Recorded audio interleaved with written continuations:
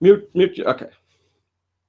Yeah. Welcome to Speech Talk Live, episode 31. Today is January 15th, 2016.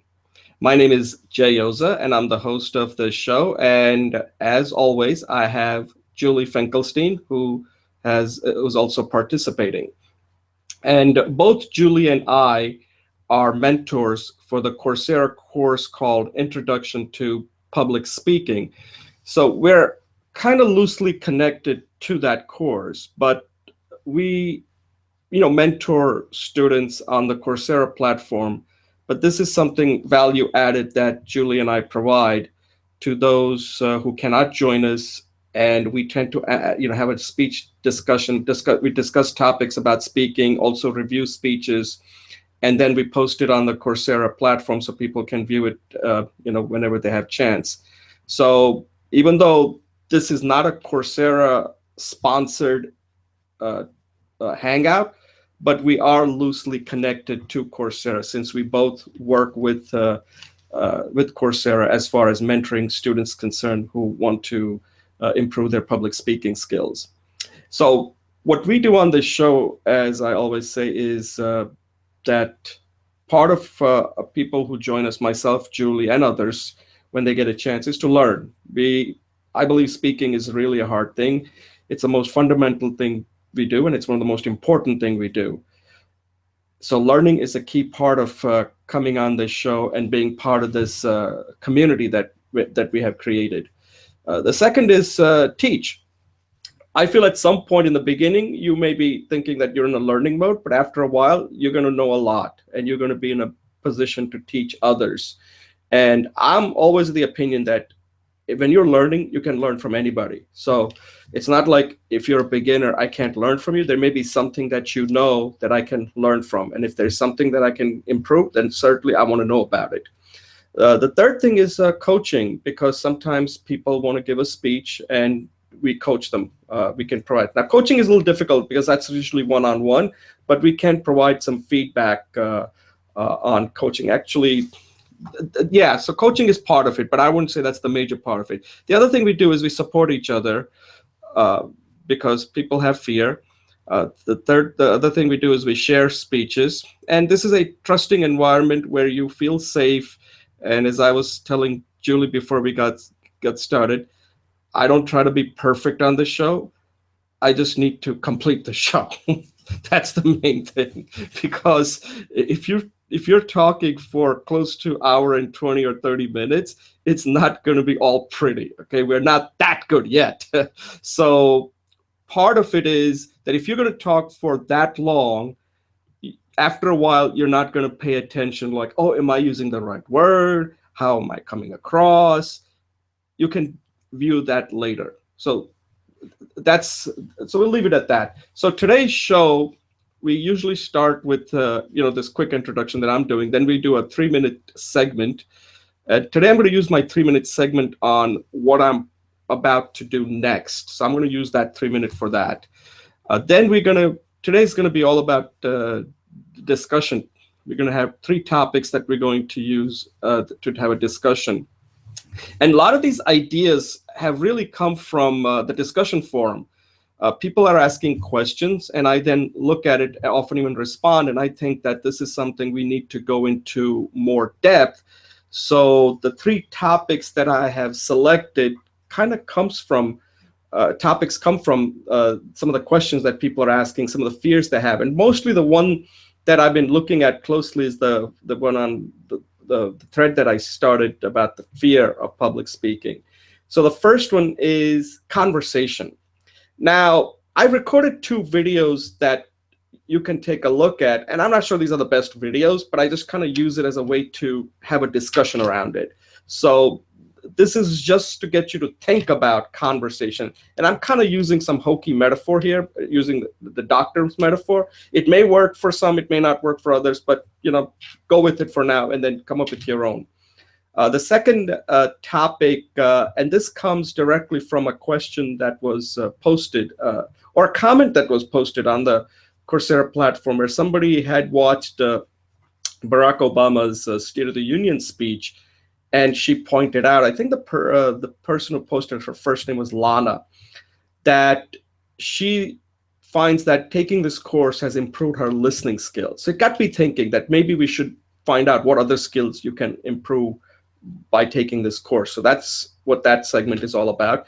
And I would like to find out what Julie thinks and what particular skills she wants to focus on that she's learning besides speaking. And the third topic is more about when you are developing a speech. It is a technique that I want to have a discussion around. And it has to do with this grade level measurement called Flesch Kincaid that most of us are probably familiar with if you're taking English courses, that tells you what grade level your writing is at. And I believe that you can use the same to determine what grade level your speech is at when you're writing your speech. So we'll have a discussion around that. I'd like to find out what Julie thinks about that. So those are the topics, and I'd like Julie to do our introduction, and then we'll move into our 3-minute segment and get the show started. Okay, Julie, take it over. Thanks, Jay. Good morning. Great to see you.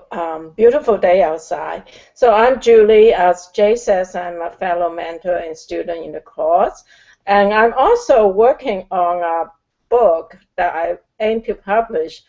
I'm going to call it a production because my goal is to invite everybody to provide input. I've structured it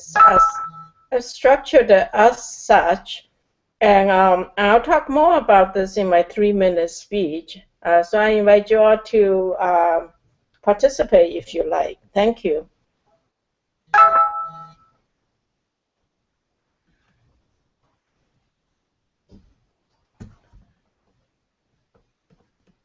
Jay, I don't know. I'm hearing a lot of things. Is someone trying to join? Let me check. I have muted you. Sorry. Atul is trying to join. Okay, can you hear me? Yeah. Did you hear my intro? Yeah, I heard your intro. Marius. Atul is trying to join. Can you invite Atul? Yeah, I just did. Okay. And Marius said that he was join us next Friday. I don't know. I just know that I asked him to coordinate with you. I didn't want to be in the loop. Okay, yeah, no, that's fine. That's fine. Yeah. You don't need to be a middle. Okay, so this is getting a little. That's okay. This is what happens when you're doing a show. As you can see, we're not. This is not. Hey, Atul, how you doing? Hi, Jay. Good. I'm doing great. Hi, Julie. Hey, Happy New Year. Good to see you. And we're just doing a quick intro, and then we're moving on to our 3-minute speech. So you can do your quick intro, and then we'll move on to our 3-minute speech segment. Okay, great. Hey, hi guys. Hi everyone. Hi, Jay, Julie, and rest of the folks. I'm Atul Vankade. I'm a software engineer working in Bellevue. I've been doing. It's great to be back on the show for New Year. Sorry I could not attend for the last time. I was not feeling well. I'm still recovering. But yeah, that's great. Thanks, Jay. All right, Atul. Glad to have you on the show. And let's see. So we're going to move on to our 3-minute segment. So I'm going to just take a brief pause so I can introduce the segment. Okay.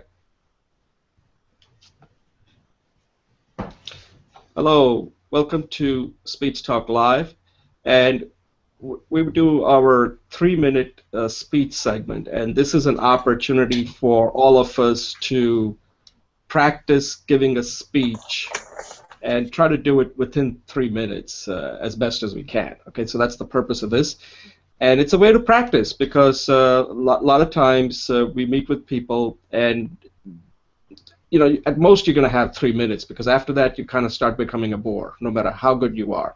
So I'm going to use this to talk about the next phase of what I'm doing. And guys, can you mute your line because every time you make a noise, the screen keeps switching. All right, great. Thank you very much. So that's another part of the technology. So what happens is when people make a noise, this thing is so sensitive that the screen switches to them, and when you watch it, it gets kind of distracting when you're watching it later on. So anyway, just so that you know why I said that. Not trying to be rude or anything. Uh, so I'm going to talk about what I'm going to be doing next, because this is something that some of you may know if you've been watching this, is that, I have a consulting company called Tool Group, and right now I'm the only person who works, and occasionally I work with another friend of mine. And that company has primarily, what I've been doing for the last several years is to help small companies with sales. And my approach is very simple. I go in there and work with them for 3 months, and that's it. And after 3 months, I'm done. And if they want to, I can transition over to, if they want to hire new salespeople.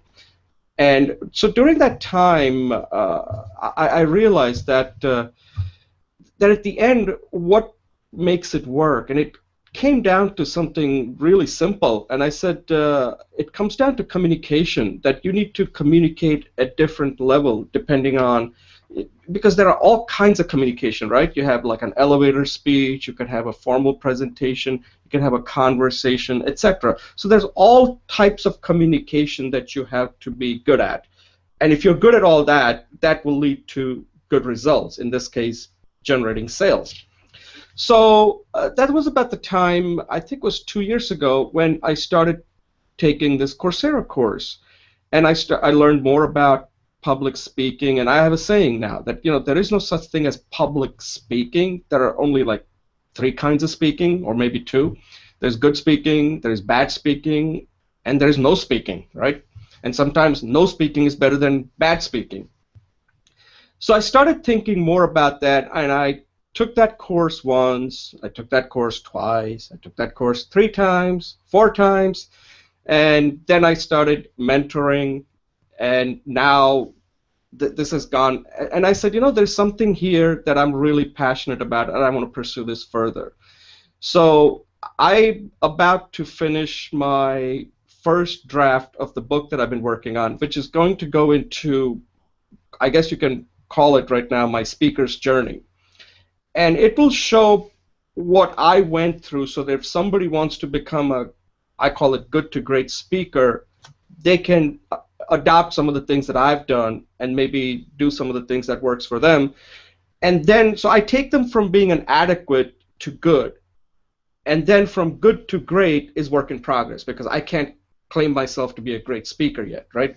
So I show them all the things that I have done, and then show them what I'm doing right now. And that's what this book is all about, the first book, because I have to get to a certain level.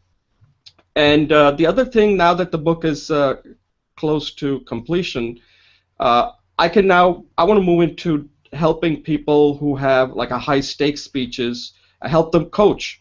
Because I don't want to teach, because I don't know if I have the patience to go through 10 weeks of teaching people how to speak.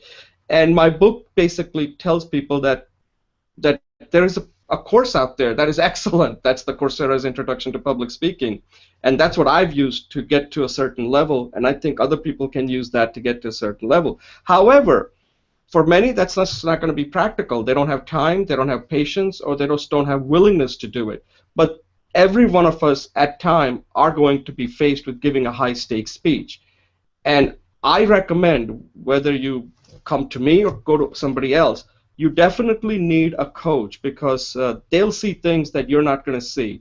So that's the kind of service that I want to move into, helping people if they have a high-stakes speech. And meanwhile, I'll be using my book and create courses, something that I'm collaborating with Julie now on, coming up with a course on how to overcome your fear of speaking. And then I'll take some of the content from my book and turn that into a course. So there are a lot of different things that I want to move towards. So this is like a transition that I'm making in my career, because with the other thing that I was doing, I was tied to one client for 3 months. And a lot of the stuff that I was doing was exciting, but it became kind of repetitious. So what I want to do now is saying, okay, I broke it down to its key parts, and this is the parts that you need, and then people can decide how they want to use it in their particular situation, whether it's in a sales setting, whether it's at work, whether it's in relationship, etc. So that's where I'm now moving towards, and I just wanted to kind of share that, and maybe you can give me some feedback. Okay, thank you. Julie. Okay, great, thanks. So now it's 10:16. So Jay, I may go over, but in order to honor the spirit of the impromptu speech, can you kind of give me a 3-minute warning? But like raise your finger, say 3 or something. So thank you. Okay, good. So now it's 10:17. So we start at 10:17. So my speech today is embedded. A takeoff from the introduction is I'm in the process of rolling out a book, and it is still in transition. I'm in the experimental phase of the life cycle. So my life cycle is envisioning, experimentation, proof of concept and pilot, and scaling it to the production level and maintenance. So the idea of the book is that I don't want to just write a book, but I want to produce a communal effort and through that publish a book. It's in the area of consciousness training and physical health. I'm titling the book called 10 Stretches for Love and Life. At least that's the title today. I have learned 10 stretches and the meditation technique from a very powerful man. His name is Everett Ogawa, and his training involves martial arts, Zen, and the Western tradition of Ida Rolf and Moshe Feldenkrais. And these 10 stretches are very powerful. It opens up the body and the mind to, first of all, to be healthy, because you can't do anything without being healthy. Then to be happy, because once your body is healthy, you can be happier. And in that phase between healthy and happy, you can accumulate power to manifest your desires, and then eventually up to enlightenment. So these 10 simple stretches are very easy to do. My goal in this book is to share the 10 stretches and explain why they're so good for the body and so good for the mind. And each stretch has a theme. So for example, the first stretch is forward bend. And I invite people to think about surrendering, because our head is below our bellies and our heart. And the physical health benefits are there, which I'll write about. But also I invite people to bring it into this mental, emotional, and spiritual practices. And so that's the experimentation. I'm inviting questions for this book, any kind of art where you think that relates to the theme, an essay or a poem that you like, even if it's a public poem, because I can ask for permission to print. And I'm going to put this all in Google Community, and I'll publish a book on Amazon. Right now I'm thinking of it as an ebook. So my goal is to do this project for free, and then out of this experimentation phase, I'll find ways to practice that can scale into a professional practice. So that's my invitation to you, and thank you. I'm good. So again, just to summarize, thank you, Jay, is that I'm writing this book. I'm experimenting with collaboration and production using the Google community as a source and to make it widely accessible in Amazon. And in addition, I hope that these will provide me insights with taking this from a open source, publicly available, into a professional service where it can be monetized. But I want to invite you to come and play and have fun and empower your lives. Thank you. Yeah, Julie, that was great. Yeah, that's a great idea. The one thing I'll add to what you just said is that this is it's open to you, that as you're working on the book, and sometimes this is what I've been doing. So I'm just telling you this. I think I found it very useful. If you have a particular topic that you want to get some feedback from people, then just record a short speech like I've been doing, and then I've been putting it on here as a part of the discussion topic. So that way, it just doing that alone, just getting other people's input kind of helps you start thinking about it and develop it even more. So that's open to you. I mean, maybe unless you're looking for people, you can try it here, or you can try it on a special a hangout that you can create for people who are interested in this topic and know a lot about it. So that's something that I've been doing, and part of the topics that we're doing today is related to that, especially the one about, I think all three topics actually could be used in the book. So I just wanted to let you know that this is a great way to write a book using a show like this, or creating a separate show on a specific, so you can get to discuss it with people and then incorporate that into a book. Atul? Thank you. That's great. Yeah, that's great. Inputs from Jay. I just want to thank Julie for coming up with this book and this idea of publishing to Amazon first and then getting feedback from the people. That's I think a great way to get into it. And all the best for Julie for the book. Yeah, for the stretches. I'm looking forward for it. Okay, is that it? Yeah, yeah. Oh, okay, thanks. Okay, Atul, thanks a lot. So, yeah, so now that the race is on, I have to beat Julie. But I mean, I'm pretty close, but you never know. When you get closer, that's when it gets even farther out. So we'll see. I've been saying I've been close now for a year. You know the proverbial program mantra is I'm 90% done. It's that 10% is why you get paid. Yes. 90% of the code you can get it from somewhere else. I mean, I hate it when someone says that to me. I'm 90% done. I just drill into them. So. Right. Okay, so let's take a brief pause, and then we'll start the next segment. Okay.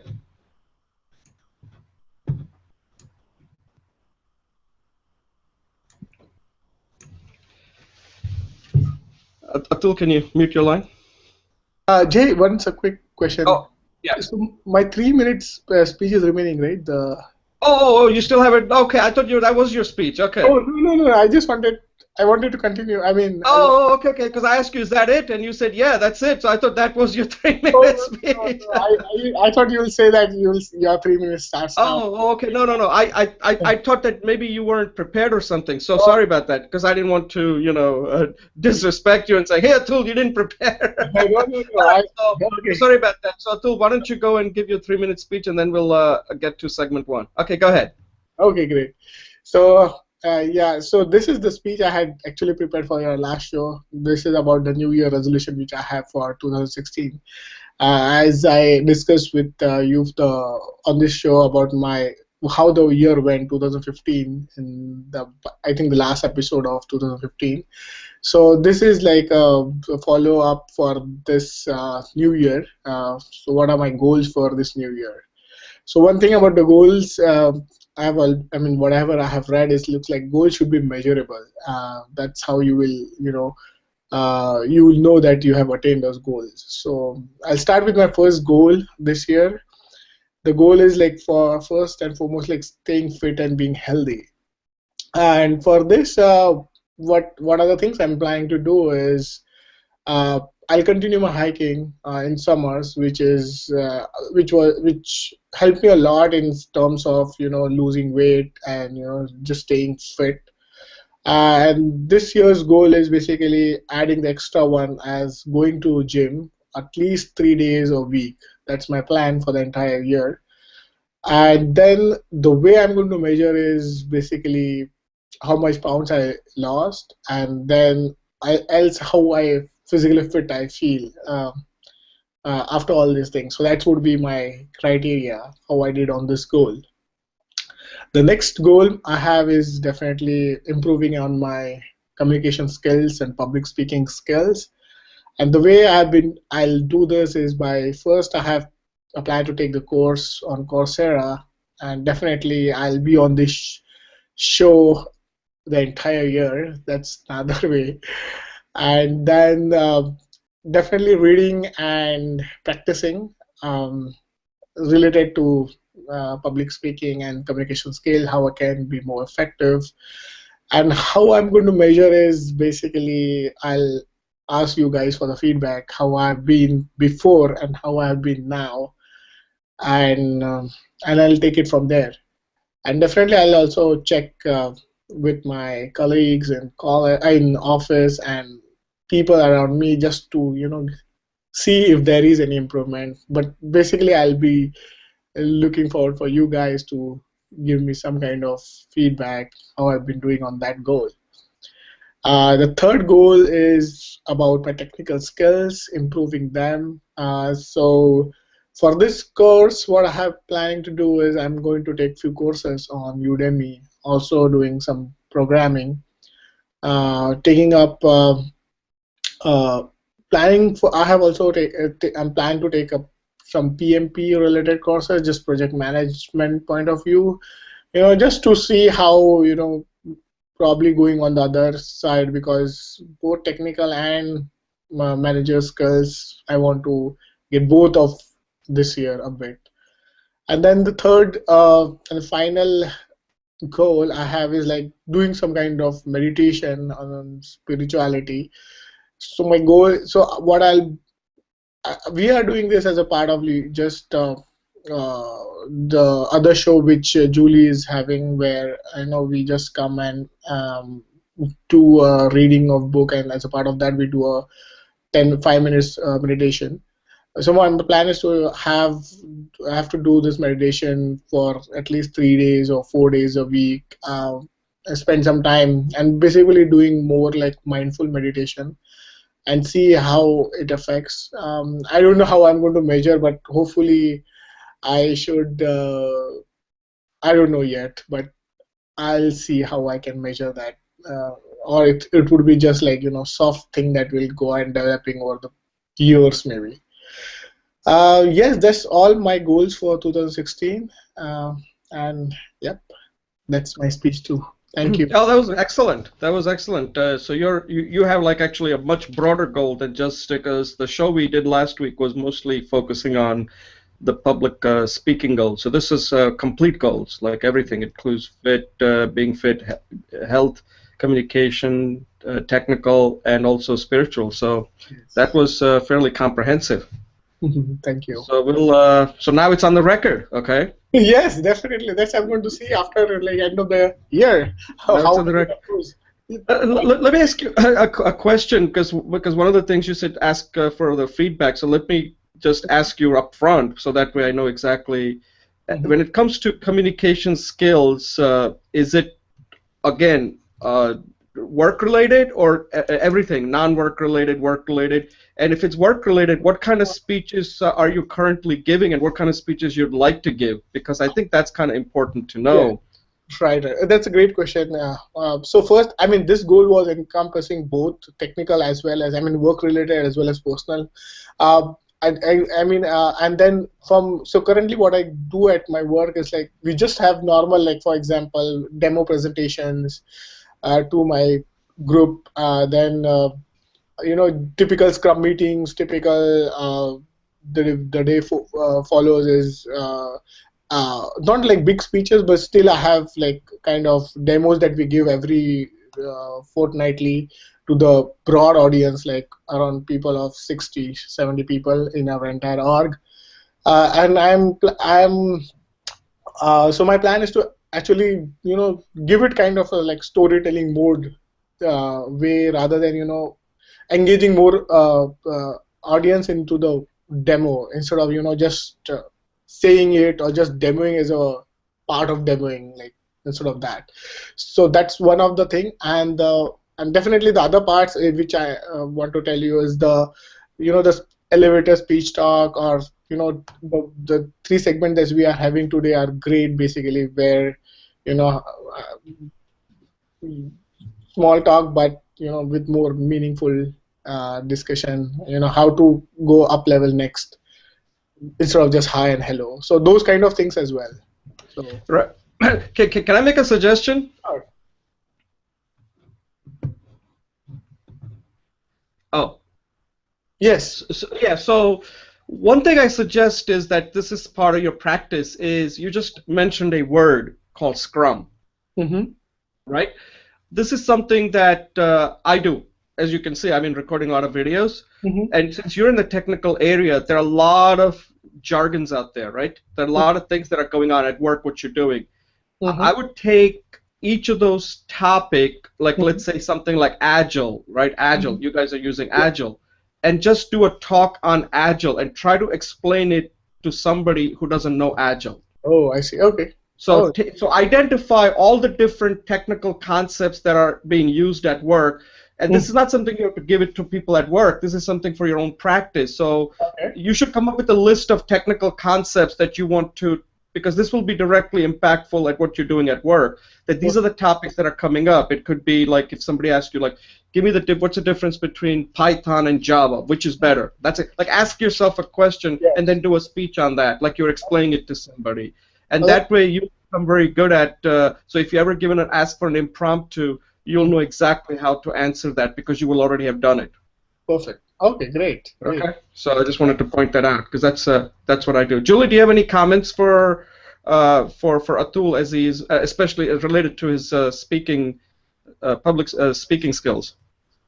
I think that what Jay says really underscores that there's two audiences, and you might as well get used to the technical audience and the lay audience. And I would invite you that Jay's idea is great. That when you take a concept, speak it as if though you're speaking to a technical audience, and then speak it as if you're speaking to a lay audience.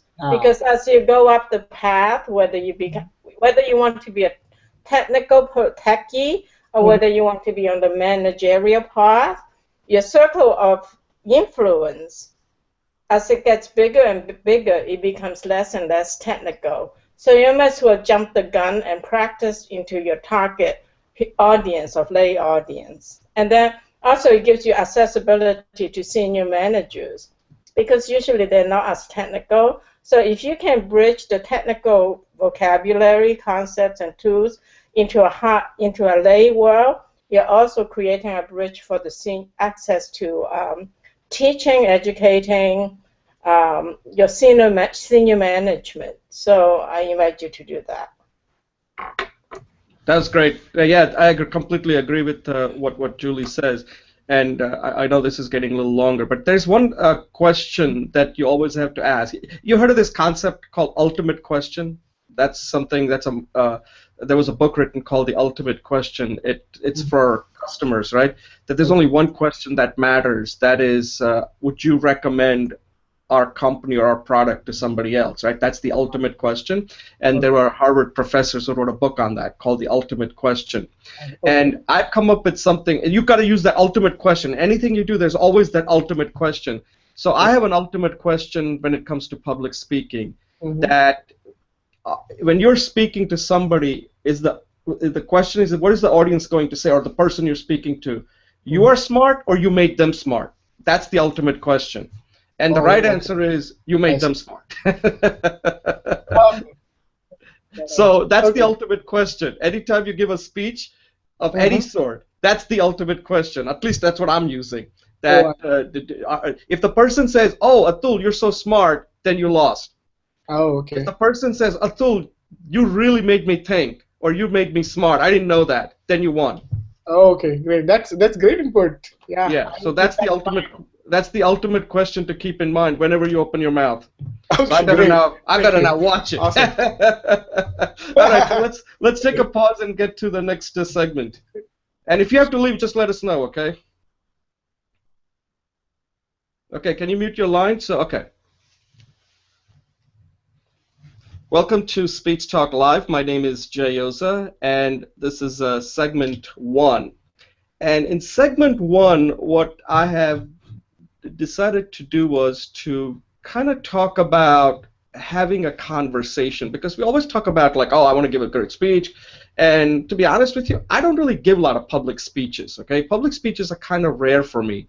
I tend to do a lot of recording on YouTube and participating in the show, but I don't go out and give a lot of formal speeches. But that doesn't mean that you still can't improve your speaking skills, right? So that's why the word public is kind of I don't like to use that, because a lot of people don't give a lot of public speeches. we speak a lot, but we don't give public speeches. And every time you're speaking, there is an opportunity to take the conversation, to take something to the next level. And most of the time, we are always engaging in conversation. So a lot of people have fear about, like, how do I get into a conversation? Believe it or not, people have a lot of fear. Even, I mean, let's face it, I have fear sometimes, like, hey, I want to talk to that person. What do I say? Then what do I say after that person says something? How do I even engage in a conversation? So a lot of this question, the reason I picked this topic was because lately I've been responding to questions on the Coursera platform, and people really have fear. And one person pointed out, I think the last name was Garcia, and I don't know whether this person is a male or female. Let's, for the argument's sake, say it's a male. And he likes to recite poems, but the person has so much fear that as soon as that person starts talking, physically he just can't do it, you know. Something happens and he just can't get, it turns red or something like that. There's a physical transformation that's taking place. So this person has some unique things that that person has to work on. But then it occurred, and the person also said that he has difficulty having a conversation. So it got me thinking, and see if I can, if there's anything I can offer from what I'm doing. So I started thinking about it, and I came up with this kind of, like, I call it the hokey metaphor, like what a doctor does. And it may work, it may not work, I don't know. But let's go with it for now, okay? So what I say is that when you go see a doctor, typically what a doctor does is you engage in a, you know, pleasantry, like, oh, hi, Jay, nice to meet you, thank you. And, you know, you do that for maybe a few seconds. And then there's that observation phase where the doctor looks at you and saying, oh, you don't look too well. Okay. Yes, that's why I'm here, right? And then say, well, let me see. Okay, and they'll pull out a stethoscope and go tick, tick, tick, tick, tick. Take a deep breath, etc. Now, I'm not saying that's what you will do in a conversation, but I'm just using this metaphor. That's what I'm saying. It's kind of hokey, but we'll get you to tell me how hokey this is. And then there's a diagnose phase, and then the last phase, I call it surgery, which Julie thought was too scary, so I've changed it and call it the follow-up, okay? So that's the metaphor, and I just put that into a practical use recently when I was going to school, and I explained that in the video, so I'm not going to go into it in detail here, but it was sort of like you start with the pleasantry, and then you make like an observation, like what's contextual. Is there, weather is obviously one thing because everybody can relate to it. Like Julie started out the show saying, oh, it's a nice day today. That's great. Now, I mean, obviously, Julie was introducing herself, but if she had said it's a nice day today, then I'd say to Julie, yeah, it is a nice day. And then Julie can then go and saying, you know, after this show, I'm going to go out for a walk. Now, at that point, I can say, yeah, today is a nice day for a walk. And then Julie could take it to the next level and say, you know, I just really enjoy walking at this park because it gives me an opportunity to really reflect on the day, et cetera, et cetera. It gives me to think and makes me relax. So now she's sharing more and more information about her. That means she's kind of drawing me into that. So now it's up to me to start giving her more information, and then she can then say, okay, now this person has given me more information. What do I do with it, you know? And at some point, Julie may say, Jay, you know, if you're not too busy, you may want to join me. And who knows, from there, we can become buddies, speech buddies, etc. We can do business together. Maybe I can attend her meditation class. So with conversation, it starts directly from pleasantries, which we all engage in, but then we don't do anything after that. So that's why I created this metaphor. And then I said, that's with somebody you don't know. But what if you know somebody, something? So I created this example where I talk about like meeting Priyanka Chopra. And I think Atul knows who she is. I think Julie now knows who she is. So I said, okay, if let's say hypothetically, if I was going to meet with this famous actress, she's both Bollywood and American actress now, right? And she's like a global superstar.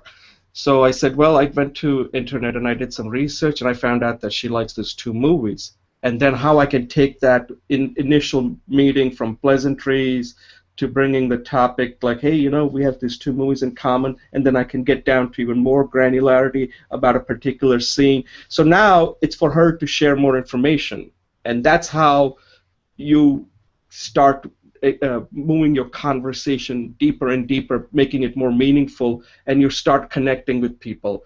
And unless you're good at doing that, you can't get to that final step, whether you have to decide whether this is ever going to turn into a friendship, whether it's a relationship, whether it's a potential business or whatever. So this was sort of like my way of trying to help people out who are kind of struggling, like, I'd like to meet people, but I just don't know how to do it. So I'd like you guys to tell me, like, what do you think of this, and what do you do when you want to get into a conversation? Julie? Yeah, thanks, Jay. So first of all, I like the idea of going deeper and deeper into the relationship or the exchange. And as I mentioned to you, that the surgery might not be, I just don't want to, like, if someone's doing surgery and my heart is open, I don't want it to be left there. So I actually just added a step, because I think surgery is very important, is that closing up. So in a sense, and I use the metaphor of dating, that there's major milestones and smaller goals. So in dating, first you go to first base, then you go to second base, and then you go to fourth base, and then so that's the whole thing. And at the end of the dating, there is a closure point for that milestone. And that is really another point where there's continuation or termination. So if you look at the flow chart, and at that milestone, the termination could be, I don't want to, it was fun dating, but then that's it. Or you could say, well, really, I like to get to know you better. So the next major milestone could be, well, let's live together, or let's spend weekends together. So when you look at it, then there are major milestones, and each one has a closure or continuation or termination point. And then within each of the milestones, each task also has a closure and continuation point. You can use that method of deepening relationships in dating, but also in client relationships. Like when I had my own company, I always prepare my client for problems, because to me, the next level of intimacy also reveals the next level of challenge. So I always told my client, when we go to the next step, I will not make no mistakes, but you can be assured that I'm there to fix the mistake. So that's my way of having a kind of closure at a certain milestone, and then bringing opening up the next step of relationship. So I hope I answer your. I hope I make comments to your idea. That's a pretty good metaphor, dating metaphor. I've seen that people use that occasionally, and that's definitely a workable. Whatever works, right? So, Julie, let me ask you this question: have you met somebody recently, somebody that you didn't know, and can you talk about it if there's something that comes to your mind? How you started your conversation and how far were you able to take it? Does anything come to your mind? Or if not, I'll go to Atul and then you can come back later.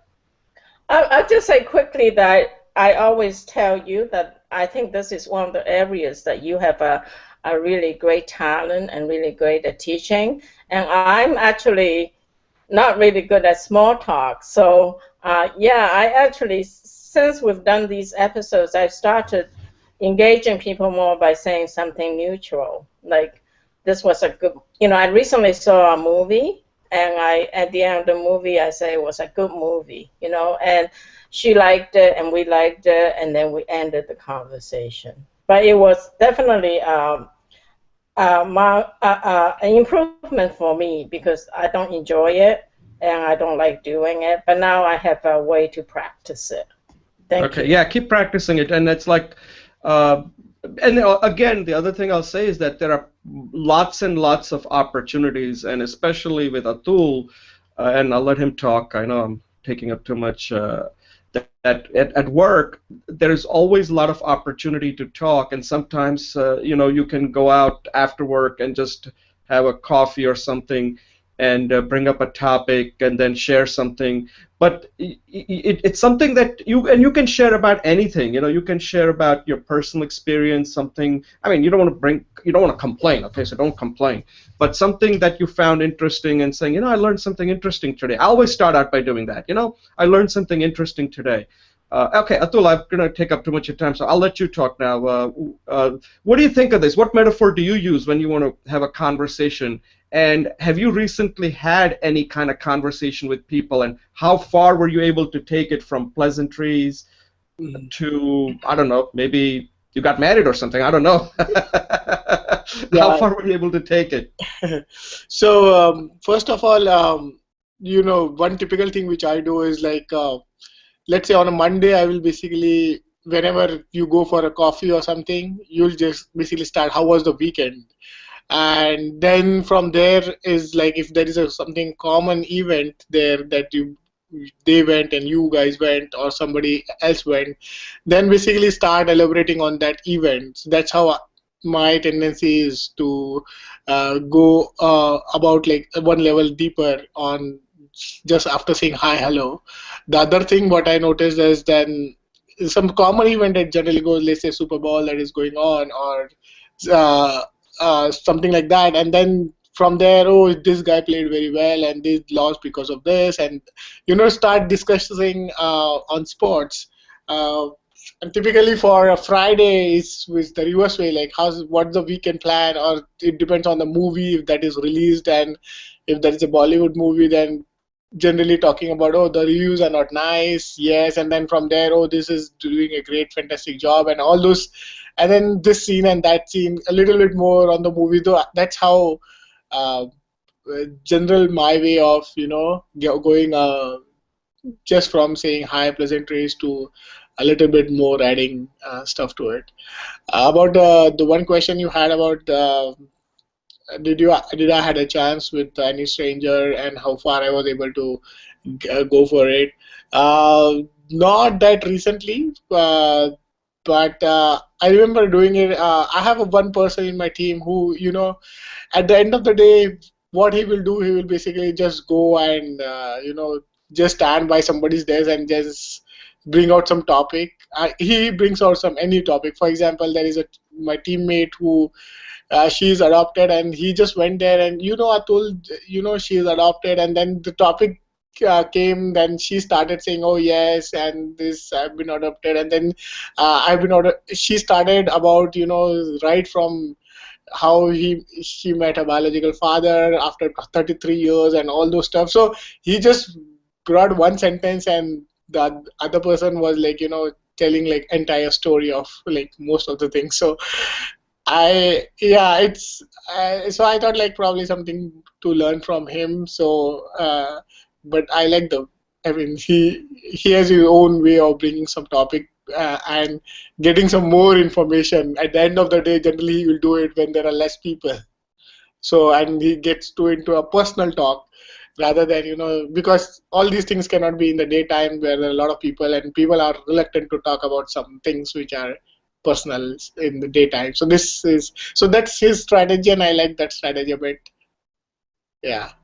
Yeah, no, that's that's good. I like what you just said in the beginning, like some of the conversation you get into in the morning and then at the end of the week. I think that's a good approach. And these are the people that you probably know. I think these are the people that you're engaging. So when you know people, that gives you a little bit of an advantage. Means you can do some research ahead of time. So let's say I'm into sports like football, right?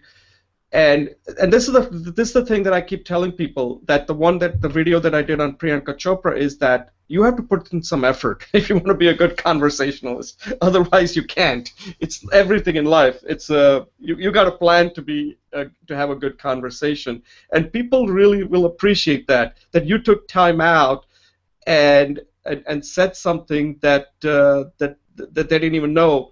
And the reason why I think this is so important, Atul and Julie, is that there's a study done, and I think I read this in Harvard Business Review, that people will there are two things, right? Warmth and competence, right? Sometimes when we hire people, we want competence, but they found that unless you show warmth, they will not see your competence. That if you lead with competence, then people will not like you that much.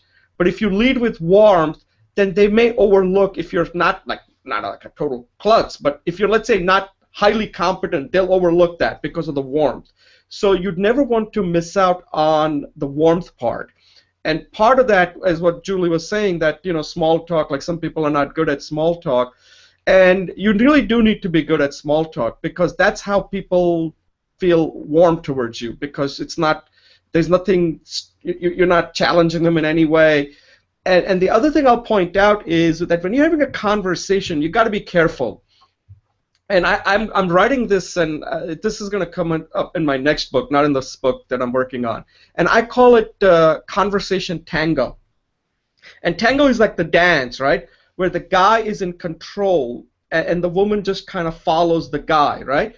But you are controlling exactly how you're moving the conversation, never to the point where you're like just going to push that woman on the floor or something like that, right? The woman always is following you. And you make it easy, and you can really have a nice conversation tango and go all around the room on different topics, and then the person feel like, wow. And the scene that I always use is the one from that movie. I think it's called, it's the one with, what's his actor's name? The guy who played Michael Corleone. I forgot his name. Al Pacino. Al Pacino, right. You remember that movie? I don't know if it's called The Scent of a Woman, where he's blind. Where he's blind, right? And he's at this ballroom, and there's this woman, a young woman sitting by herself, and then he says, "Hey, do you want to tango?" And he shows her how to tango, and he's explaining it to her. Watch that scene. That's exactly what a conversation should feel like, okay? If people ask you, what should a conversation feel like? You show them that scene of Al Pacino in that movie is taking this young woman and doing a tango with her. And that's what a conversation should really look like. So, Julie, any closing thoughts? Great discussion. Thank you. Atul, any closing thoughts? No, that's great discussion. I have seen that scene many times, and this is one of my favorite scene as well. Yeah, isn't that a great scene? The way awesome, man. I mean, his eyes are, he's blind, and the way he dances with his eyes, the confidence which he shows, like the blind person doing a tango, and there is the other person, the young guy who is beside him and is watching him, and he's, and this guy is like, oh, I can do it like 10,000 times better than you, although I'm blind, and all those things. Amazing scene. I like that. Right. So next time when you are meeting somebody at an event, instead of doing a tango, do a conversation tango. Agreed. All right, so that's a new thing, conversation tango. We have to show how that would work, You start a conversation, you take it to anyway. Okay, so we'll close this out, and I'll take a brief pause, and we'll start the next segment.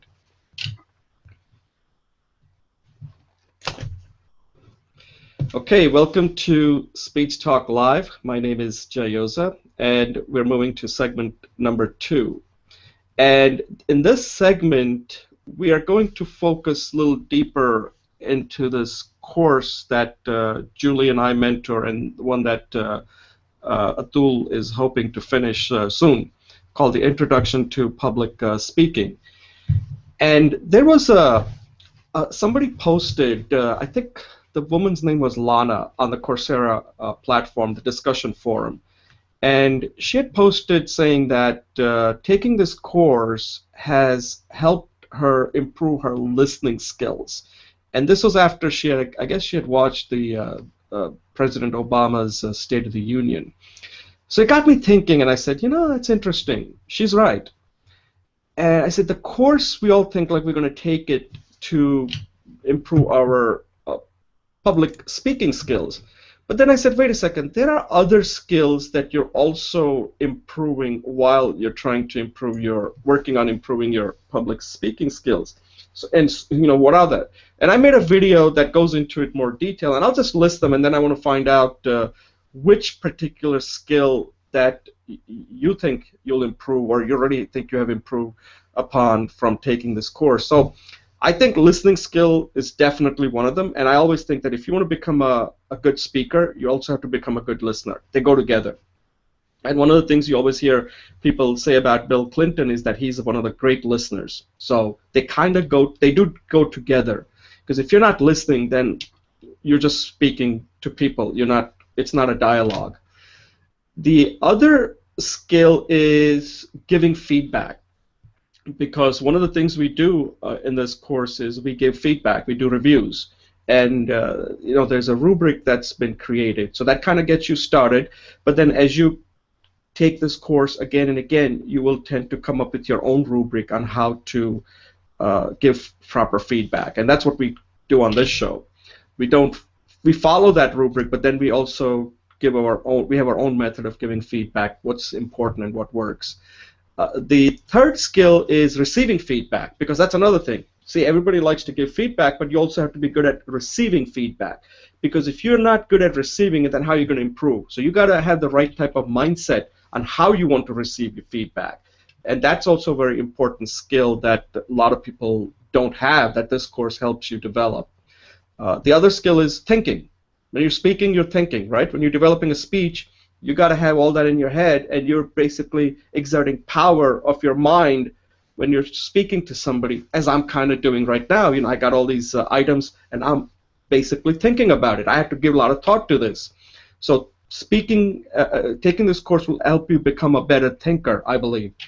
And you can tell me whether that's true or not. The other one is organizing. So this is something that we all, you maybe ask, like, hey, what do you think about this topic? Rather than ramble on, I think this course, by working on more than one impromptu speeches or learning the techniques of it, you will learn quickly to organize your thought. And I'll give you an example. So just recently, a situation came up where it was a school situation. I'm not going to go into the detail of it. It's outside the scope of this particular segment. And I had to organize my thought quickly, and I just keyed in on one word. This is something that I'm also working on, like this method, I call it the lean speech method. And the word that I keyed in on was fairness. And from that, I just focused on that one word, fairness. And I believe that if I had not taken this course, I would not have learned that. I would have given too many things, and people would have essentially gotten lost. But it allowed me to organize my whole message around that one word, fairness. The other thing is that this course will help you develop confidence. I mean, you can see it, that Julie, I, and Atul are all on this show. A lot of people are afraid to do this. They just can't. And unless you take the course, and you'll start developing your confidence, and you want to give speeches and even record speeches. And the last one I'll add is, and there may be others that I'd like to find out, but these are the ones I've come up with, is taking risks. And this is a skill, by the way. When you can speak well, when you have the confidence of speaking, as people who come on the show do, you're likely to take risks. That means that if you're at a party, if you're at an event, you're not going to be intimidated to speak to people. You're going to be prepared, and you're going to go and have a conversation, and that could lead to something. So you will be more willing to take risks, because taking this course, you will develop that. That's something you get, and you should think about that. So these are things that I've come up with, and I'd like to find out what Julie, what do you think? What are the skills that you think you have developed, and are there any that you think I've missed? Jay, I think everything you said is true. I'm going to that it helps you develop all those skills. I like to take it from a little different perspective, and I say that public speaking, especially engaging in weekly process with you, such as Speech Talk Live, helps me to be more successful at what's important to me. In the sense that, because public speaking is all about putting yourself out there, and because you have to speak on something, it helps me. I'll just talk about my own personal experiences. It helped me to figure out what's important to me, and it helped me to stay with that. By staying with what's important to me, I do have more curiosity, and I end up looking like I'm taking risky behavior, but actually I'm just learning more about the topics that are important to me, and then I can act on it. In in our practices weekly, Dan Coyle in the talent code talks about strategically practicing what we want to be and the gaps in there. And by coming every week and practicing public speaking, we find the gaps and we can practice it where the gaps are. So for example, I notice that you're very strong at opening up conversations. That's an area that I'm not so strong on, so I can practice that. And then finally, because this is a community and we practice together, even in the discussion forums, Napoleon Hill, who has written a book as well about being successful and wealthy and prosperous, came up with the idea with a mastermind group, which you get 4 people together and you support each other. And I think the Speech Talk Live program, as well as the discussion forums and signing up for the class, it's a kind of like a virtual mastermind group where we really support each other and we have an opportunity to hone each other's skills. As you know, I'm working on experimental book collaboration production, and I think this public speaking, in addition with the Speech Talk Live program, really helped me gestate that idea, coming up with forming the seed of that idea, and now you're inviting me to work in this environment, and to me that's like gestation and also blossoming. In the plant life cycle, you have the seed, then you gestate the seed underground, you don't see it, and then it blossoms. We don't know how long the gestation cycle is, but it's happening. So just one more thing is, in the early 70s, this IBM person wrote this wonderful book called The Mythical Man Month. I'm sure you're aware of that, and the whole idea is there's an organic process going on, and we can't control the time, but there's an organic cycle. And I think by coming all the time, working on public speaking, we are tapping into that natural force of growing things. And that's how come we're successful. Thank you.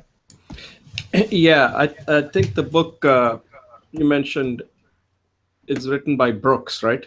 The Mythical Man. It's a great book. I mean, it's a short book. I remember when I first read it, I just was like, wow. This is the way the book should be written, because typically at that time all the books used to be so thick and unreadable, and then I came across this book, Mythical Man Month, and I was like, wait a second, I understand this book. This can't be real. That's how well that book was written. It was almost like reading that book, Strunk and White, right? That little book, I don't know, the thin book, I guess that's what they call it.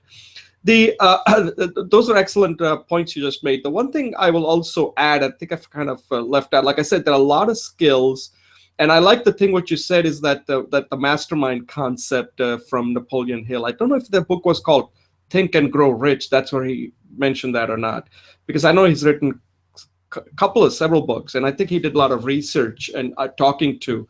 I think from what I understand is that Andrew Carnegie gave him names of all the people to talk to, and from his conversation with those people, he assembled that into this book. I think what happened was initially the book was titled something else, and then he changed it. So that's another thing to learn, that sometimes by changing the title can make a tremendous difference. And I believe for a long time, that was one of the most popular books ever after Bible and Dale Carnegie's book. So anyway, the other thing I'm going to point out is that this is something that I've noticed with myself is practicing. That this course, like I said, one of the things is risk taking, and by doing the show, this is kind of risk. Well, now it's not a risk because we've done so many, but when you start it, it is a risk-taking endeavor. And every time you come on, you're taking some risk because you're putting yourself out there. And after a while, you don't even notice it. So that's when you know that it's working. But the other thing that I've started doing a lot lately is practicing that if I have something that I'm thinking about, then I want to put it out there. Is it perfect? No, but at least I'm putting it out there. And if people like it, fine. If they don't like it, then help me make it better. That's my motto, right? That if you don't like it and you can't help me make it better, then why am I listening to you? You can criticize it. That's your prerogative. So you also have to change your mindset, because like Julie said, that when you're speaking, you're kind of putting yourself out there. And when you're putting yourself out there, you are going to be criticized. People are going to criticize it for a number of reasons. One is that they're jealous of you. They're not doing it. They don't want to do it. And it's much easier to criticize than to help do it themselves, or even help you make it better. So you have to be very careful that once you start speaking, you also have to learn how to change the outlook on life itself, because people who are speaking are going to put themselves, otherwise why are you speaking if you're not going to take that risk and put yourself out there? But at the same time, you got to be able to handle all the criticism or you're going to face, and you can't worry about that because you are going to get that. That's how it goes. So there are a lot of things that this course, I think, that doesn't directly cover, that we're kind of covering indirectly because we have some experience. And I think it's like the most fundamental course. Other courses will not do that. This course will bring out a lot of other things in you that other courses simply cannot, because it's just not the same thing. So any closing thoughts, Julie, before we move on to our next segment? Yes, I think Napoleon Hill, Daniel Coyle, you and I are all saying is the rubber doesn't hit the road until you start practicing. So thank you. Yeah, so that's the key takeaway, that take risks and, increase in becoming a public speaker is a tremendous skill, but also pay attention to that there are a lot of other skills here that you're also developing, and they are also just as important. And sometimes, most of us are not going to be giving public speeches, but developing these other skills are just as vitally important, like listening, feedback, etc. So take a look at this segment and see what you think. And if you have any comments, let us know, because I think there are more other skills here that we haven't included, but these are the main ones that we could come up with for this segment. Okay, so at this point, we'll take a pause and start our final segment. Okay, welcome to Speech Talk Live, episode 31. My name is Jay Oza. And in this segment number 3, I'm going to talk about a technique that we use when it comes to writing. And it's the readability score tool that's commonly used, called the Flesch-Kincaid readability score, that tells you the grade level that your writing is at. So that way you know how other people will be able to understand it, what level it is at. And one of the things that I've discovered is that most newspapers, major newspapers, these are like New York Times and Wall Street Journal, are typically written at around 8th or 9th grade level. I may be wrong, off by 1 or 2 here, but it's no more than 9 or 10, okay? But I think it could be even lower. It's like 9th grade level. And I believe USA Today is written at a 7th grade level, 7th or 8th grade level. So it kind of gives you an idea that these newspapers are written for one purpose, so that you understand what somebody's writing. These are not like reading abstract from some journal of medicine or something like that. Those are simply unreadable. So these are written so that anybody can understand it. Most people have a high school education, and then they go below that, because high school education means that's 12th grade, but they go even below that to 7th or 8th grade level. So they know for sure that most people, even though they finished high school, maybe they flunked their English course, but they know that most people have at least passed 7th or 8th grade English level course, so they can read. So what I've said was like, hey, if this tool is used for writing, why not do the same thing when you're writing your speech? And in speech, you have to determine what is the appropriate level for the audience you're speaking to. And I believe you have to go a lot lower if you want to, like I said before, one of the ultimate question is, are you smarter or are you going to make your audience smarter? And if you want to make your audience smarter, then you're going to have to go much lower. So let's take an example that you're giving a speech, and typically on Coursera, most of the people that I've noticed are college graduates, and some of them are actually more. But let's say the average is college graduates. That's what I've gathered. And I'm assuming these are all native English speakers.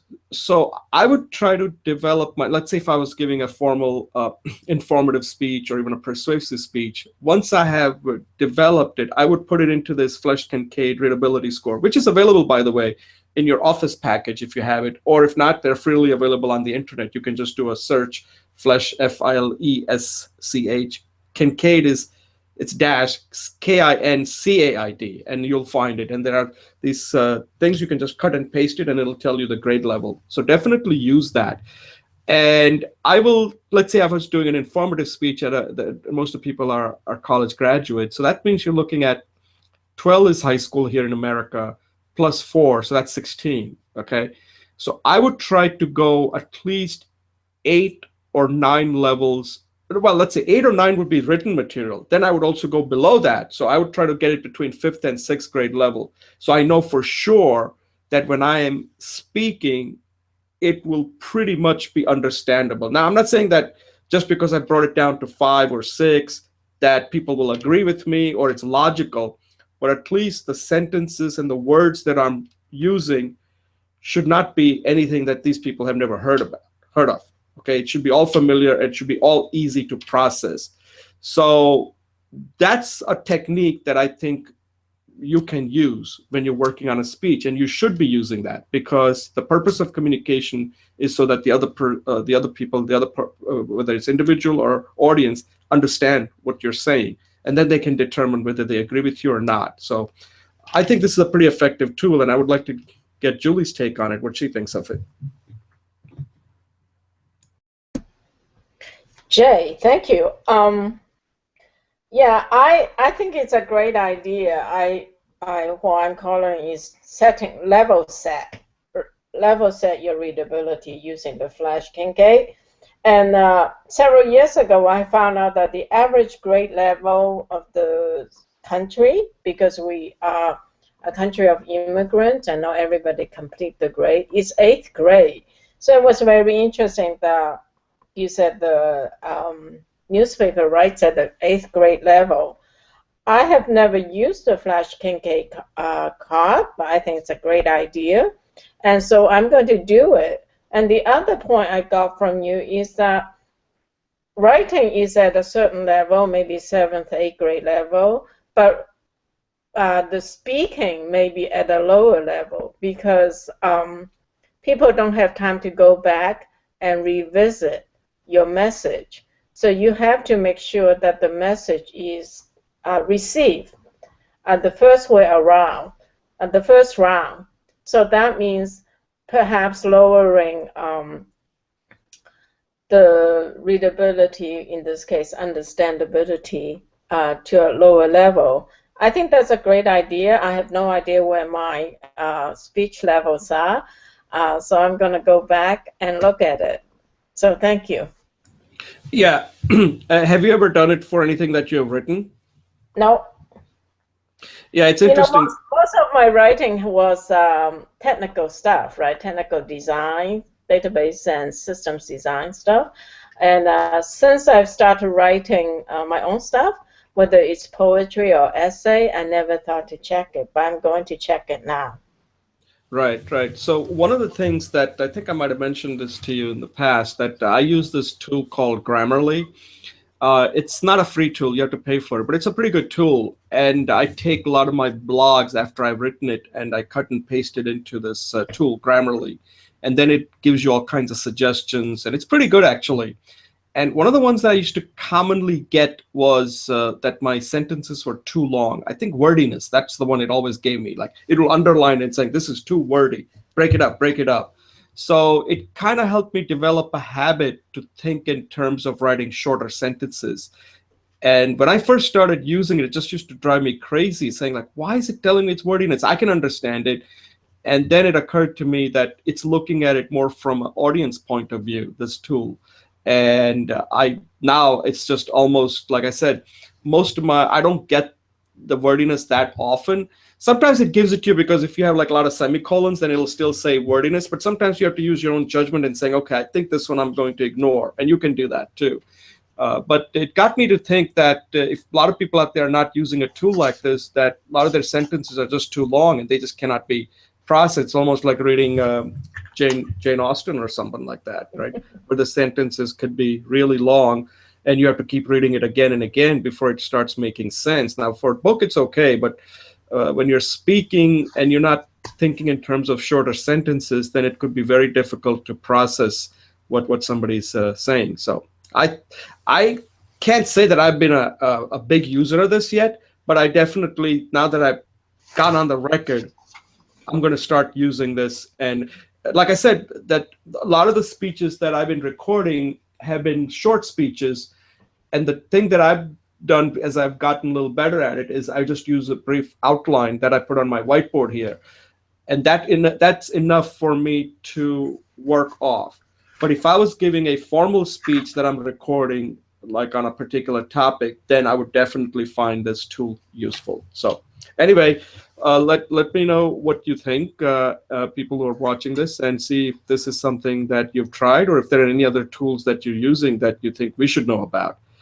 Okay, so at this point, I'll close out this segment, and then we'll come back. Julie and I will talk about some of the next, start planning for the next episode.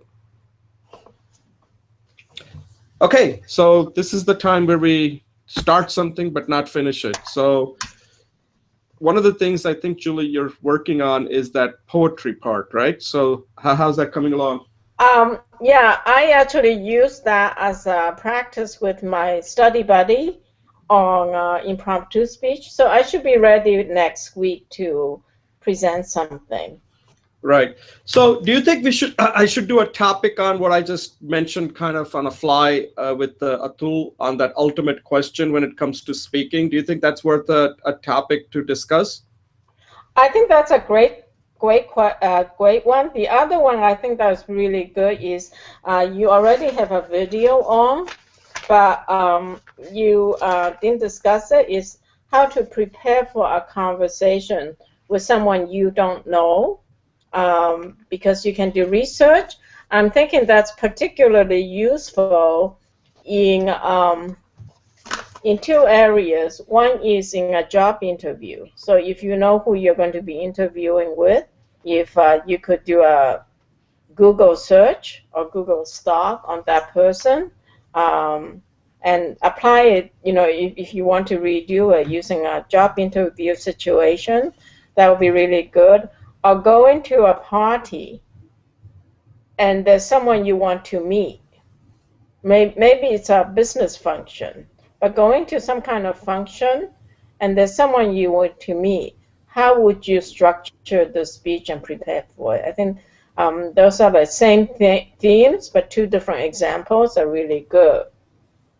Yeah, that's a good point. I kind of touched upon that, but you're right that you think that there should be a separate show on somebody, like how to have a conversation with somebody that you already know a little bit about somebody. That's what you're saying, right? Actually, you don't know. Like if like one of the critical skills for anybody, whether they're doing whether they have a job or they're entrepreneur, is going into a first interview, right? So the best way to do it is pretend you're looking for a job. I mean, you can either be a sales situation, but basically you're going to a meeting, you know who you're meeting with, and you want them to have a good opinion of you, and you want to get them interested in something. Right. See, one of the things about conversation is, and a lot of times people who give tips on this, they completely miss it.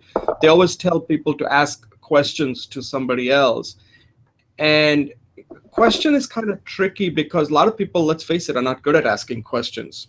And they may be asking a question that the other person may want to answer. Like some common question that a lot of people sometimes are uncomfortable answering is like, hey, what do you do? And that question is kind of tricky because you're not really asking them, what do you do? Are you just trying to measure them to see if you're, sometimes it could be as innocent as you're trying to make a conversation, right?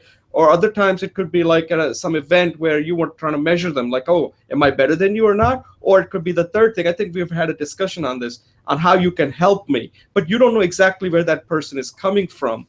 So questions can be tricky. I'm thinking that these are the kind of things you have to kind of just develop and feel, because everybody's different.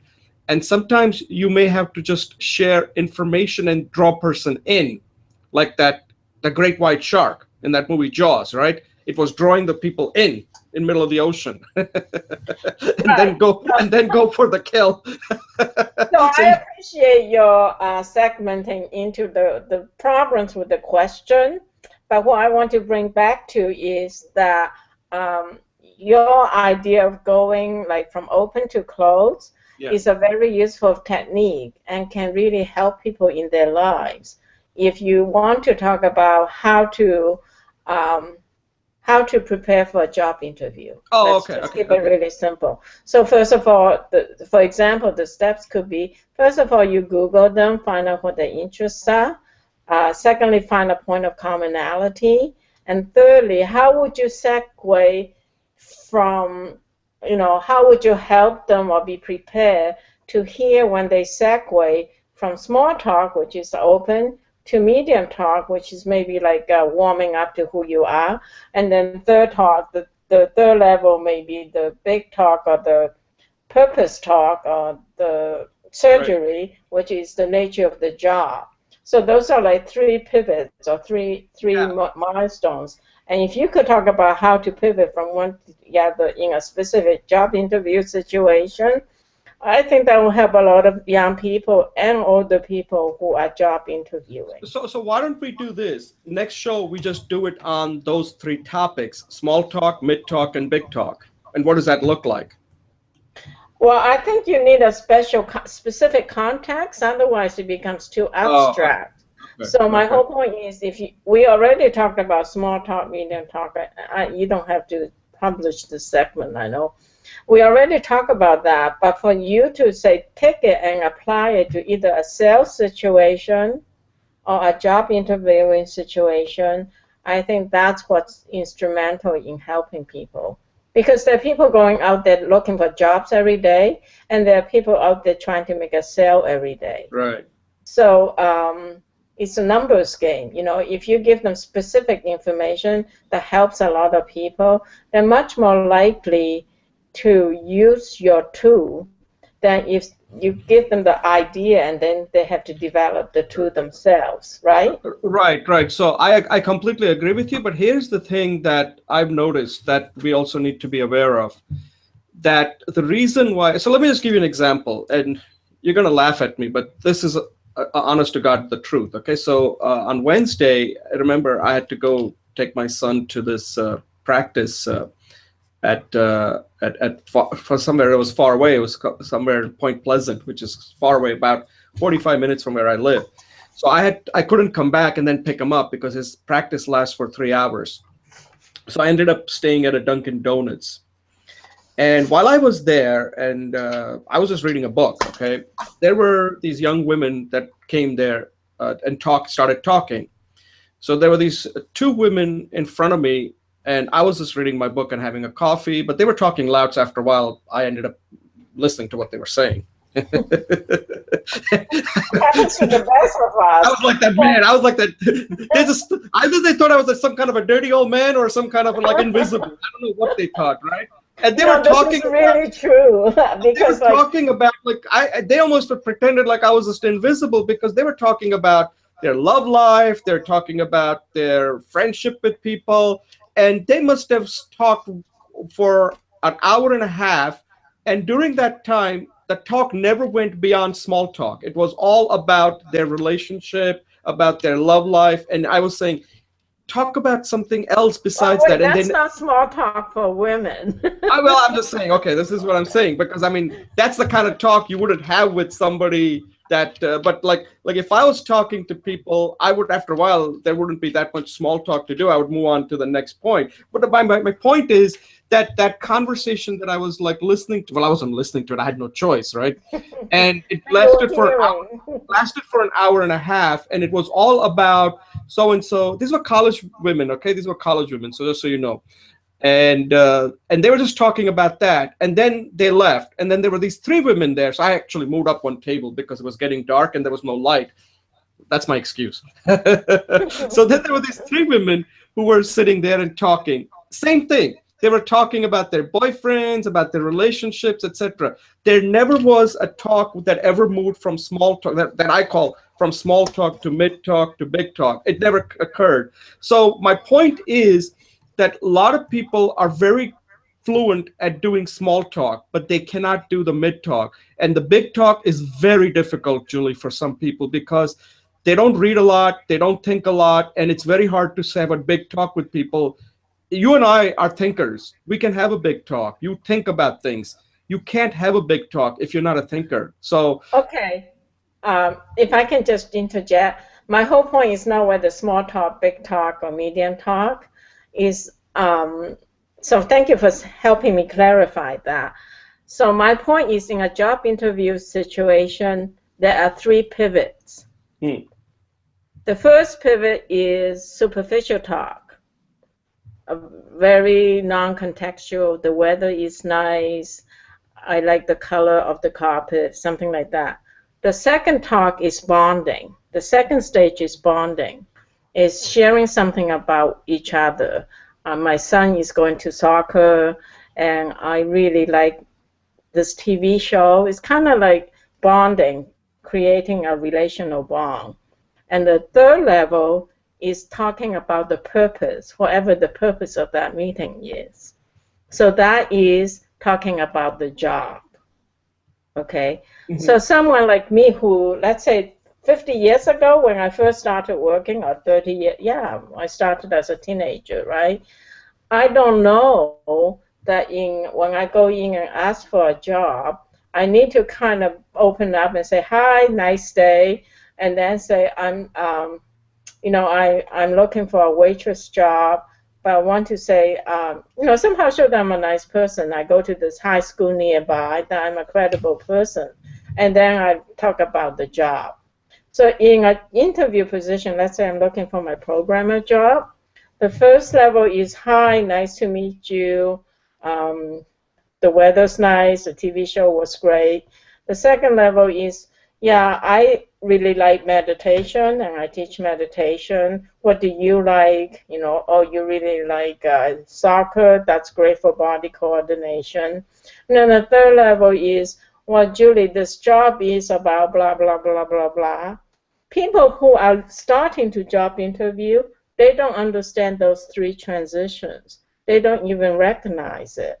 And they can get stuck on the bonding stage and start being friendly and being friends. You want to be friendly, but you don't want to be friends. So you want to make sure you don't share too much personal information, right? Right. So this goes back to the research that I was talking about. It comes down to, like, most people think that when they go into a job interview, they need to be competent. And what the research that Harvard Business Review, I saw an article a while back, I think it was by Francisca Gino. She's a professor. And they mentioned that warmth, you lead with warmth. That's one of the problems that a lot of leaders have. They think that I'm competent. I don't need to lead with warmth. So what you're saying is lead with warmth and then move into the... No, I'm not saying that. Okay, what are you saying? I mean, that's a good point, but I'm not saying that. What I'm saying, in this event of job interview, there are three milestones or three target transition points. The first one is just connecting and engaging in general conversation, kind of like a handshake. The second one is getting to know you. That is maybe where you want to say start with warmth, but how you do it, I'm not even caring. I'm just creating the system. The third level is talking about the job. And then you take those three things and you can talk about attributes. So one of them may be warmth, another one may be the length of the discussion, and the third one may be the ultimate question in each milestone, and the fourth one may be things not to do in each of those 3 milestones. So they're like 3 steps. You got to take 3 steps to get to the house. So step 1, step 2, and step 3. You know it because you're in sales, and you know it. I know it because I've done job interviews so many times. I've interviewed people, but lots of people don't know how to do that. So you can talk about the 3 steps. You can talk about warmth, but the 3 steps are like the foundation stones that everything's built on, just like when you do a system design. So I want to focus on the components, and then you can bring other information into the components, because once you have the building blocks, you can build different things with it. Right. So you want to work on that? Did you just give it back to me? since you said it so much better than I did, so I'm just saying that you took it much deeper than I was saying. So I think you got a work to do there. So well, develop that. I'm going to do the poetry one next week, so I don't want to do 2. No. So this is something you can add on your to-do list. This is something that after the poetry you can work on this one and see how far you can develop it. Okay, so you know what? This is a great idea. Instead of me, I'm proposing a change. Instead of our original discussion that I do 1 show of the month, let me just take a segment every week. Yeah, that's fine. Yeah, Okay. that's good. Yeah, segment is actually better. So that way it eases off some of the load that I have to take. So that way you can come in. So you can take the middle segment. How about that? Okay, I'll take the middle segment. So that way it eases off you, and it's not so much pressure on me to like. Yeah, and after a while, people get tired of me talking also. Okay, so I'll take the middle segment, and next week I will talk about poetry. And I may not be as well prepared as you like, but I'm going to do the best I can. Well, we do our show on Wednesday, a quick 30 minutes, so that way you can kind of give me an idea. And that's like I said, you don't have to be perfect. We just have to complete the show. And I think we're getting close to 11:30. So I think that's it. Great. I think we got a lot of things we started, so now we have to start thinking more about it. So this is the idea that I was telling you. Start something at the end that gives you a lot of time to finish it. So now we can think about it. So that's a new hack that we're trying here. Starting, but not finishing. Yeah, you could do a speech on that. I think I did, didn't I? With the meeting thing, remember that? The work productivity? I don't remember. Yeah, there was a thing that somehow the when I recorded it didn't work. I didn't process it, so I re-recorded it, and it was called the work productivity tip. I think you liked it. Okay, Julie, thanks a lot, and we'll just close it out. Okay, bye. Okay, bye.